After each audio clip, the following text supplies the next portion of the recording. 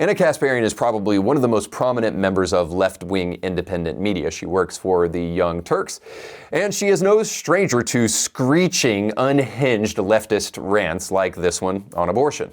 I don't believe in Christianity, which means that you do not get to dictate the way I live my life based on your religion. I don't care what the Bible says. You have every right in the world. All those women who identify with your religion have every right in the world to not get an abortion, to not take birth control, but they do not have the right to dictate my life. Now, Anna is of course wrong here. Whether she cares about religion or not is totally irrelevant because religion cares about her and it's a part of her life whether she likes it or not.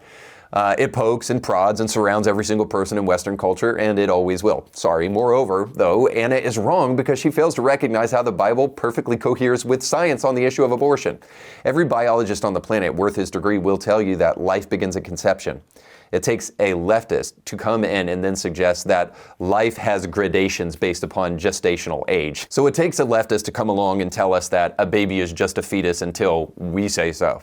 So it's obvious everything in biology tells us that human life begins at conception, that human life is precious, and that it is always wrong to take an innocent human life. Therefore, abortion is always wrong.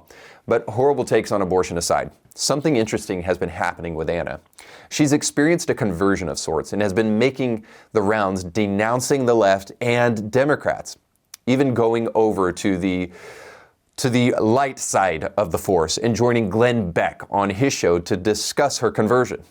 What that moment taught me was some of the characteristics of the quote unquote left that I thought were good, right? Like the kindness, the open-mindedness, the willingness to go out of your way to look out for people who need help, like that kind of stuff. There's a portion of the left that has shed those characteristics.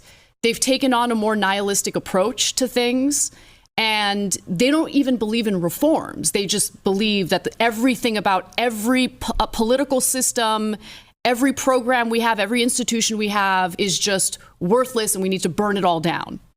Okay. So that nihilistic nature, I think, leads to a lot of really bad ideas and terrible behavior online, and that's pushing people out, pushing people away. Now, this change might be purely predicated upon this immigration crisis, as she just mentioned, and a sincere desire to care for others and realizing that open border immigration actually doesn't care for anybody involved. But I somehow suspect that her conversion has something to do more with this event than it actually does with immigration. As I'm walking my dog, I see these two guys that were just kind of like moving around weirdly. They seemed kind of manic and their clothes were tattered. So I knew that they were probably homeless. And I also knew that they're probably on something just based on like the twitchy way they were acting.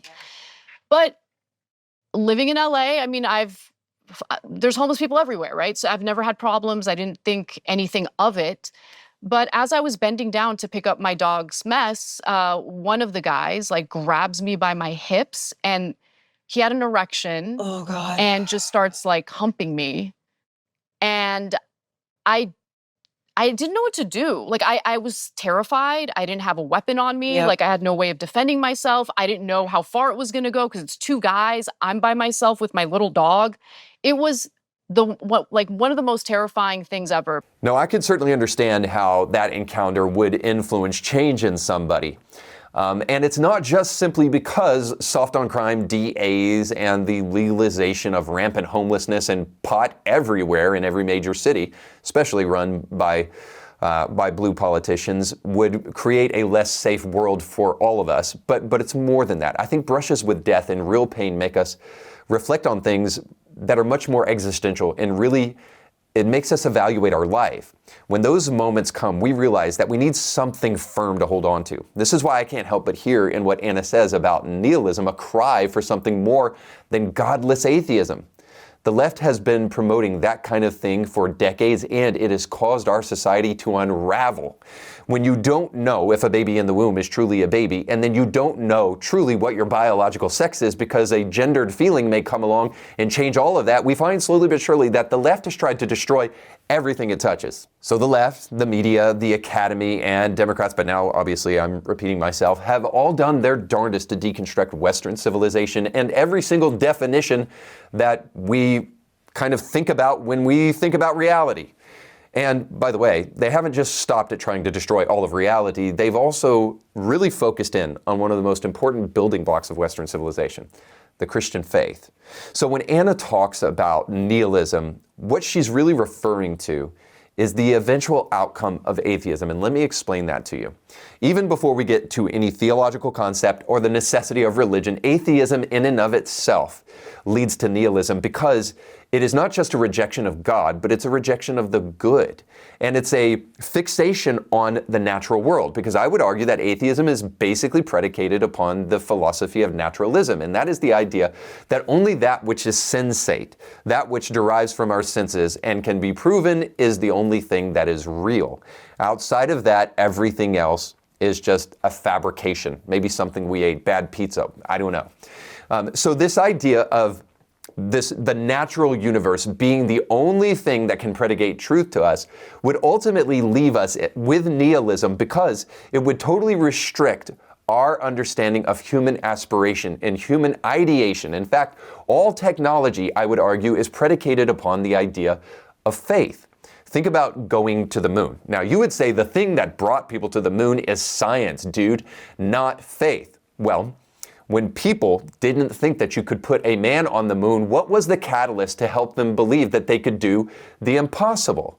It wasn't because they had it all out on paper if they could only materialize it. Whenever you want to chart the beginning of our journey to the moon, and it goes back pretty far, whenever anybody posited this idea, it was totally insane. But human aspiration kicked in, human faith kicked in, human belief in things that were not necessarily provable in the natural world kicked in, and then people provided action to their faith, and then man landed on the moon.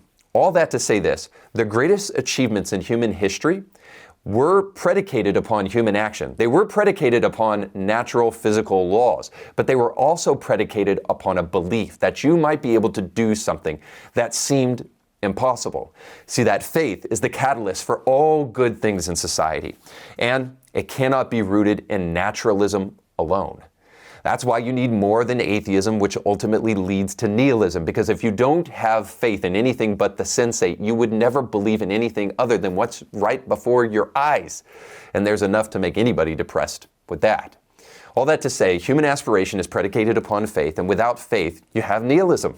So if you destroy the holy, you destroy morality, and all you're left with is arbitrary whims and demands of atheists that say we can do whatever we want to. And then, once you destroy morality, you destroy meaning in the human heart. So a logically consistent atheist must be a nihilist. But you know the reason they're not? The reason they're not is because nobody wants to believe in nihilism. Nobody wants to practice nihilism. So, in fact, they're out of step with their faith and coming a little bit closer to the faith that taught you to do unto others as you would have them do unto you, which I think Richard Dawkins says is a pretty good worldview. What's your moral code? I suppose it's a version of the golden rule. It's high time we started admitting that the Christian faith that built Western civilization, that put man on the moon, and also did amazing things, too many to enumerate right now, is predicated upon a belief system. And that belief system, whether you like it or not, is beneficial to all of us. So if you're far from God or far from the Christian faith, I'd encourage you to reconsider. But more importantly, I'd encourage you not to fight something that may be good for you and for each and every one of us.